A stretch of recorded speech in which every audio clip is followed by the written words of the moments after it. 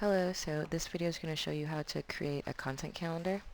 So the first thing, or the only thing that we'll need is Google Sheets, and what we'll need is to make columns with an X, which signifies whether or not the post has been scheduled or not, the publish date, the vehicle, which is whether it's a link or an image, the title of that post, the post type, and if it's a blog, the WordPress category and the author of that blog.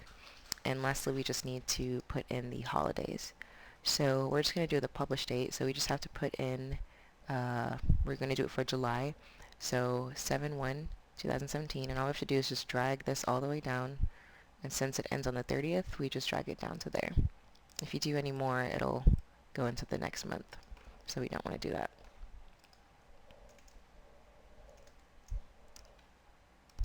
So after we've put that in, we want to put in the data, and that's to help us pick categories for the WordPress category and the post type, etc. So all I did was click Add Sheet, and I made the data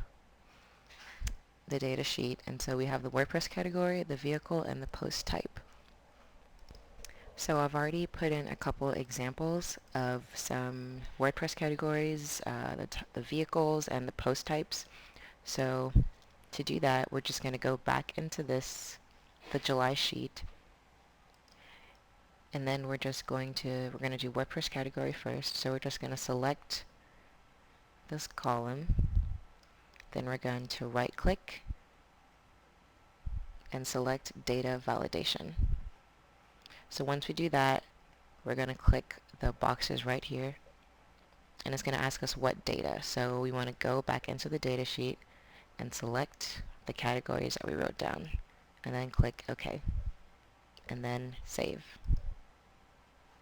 So when we go back into the July, it should have a drop-down menu with the categories. So we're going to do the same for the others as well. So for post type, we're just going to go in and select all of the columns that we need. Then we're going to right click, data validation. We're going to select the boxes again. Then we're going to go back into data. Then we're going to select the fields that we need and then click OK and save. So when you go back, it should have the post types. So one of the last things we have to do as well, we're going to do it for vehicles. So we're just going to select, right click,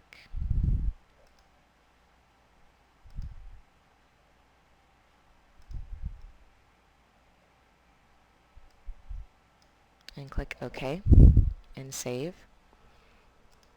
And we also have to make sure that we put in the holidays so we know to write and prepare according to what holiday is coming up.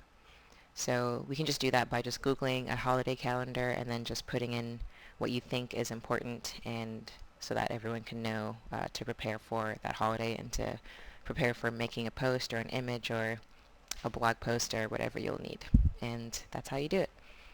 And also, so like I said, we do the X's. So if it's already scheduled, we would just put an X so that we already know not to work on this post for the 3rd. And yeah, that's how you make a content calendar.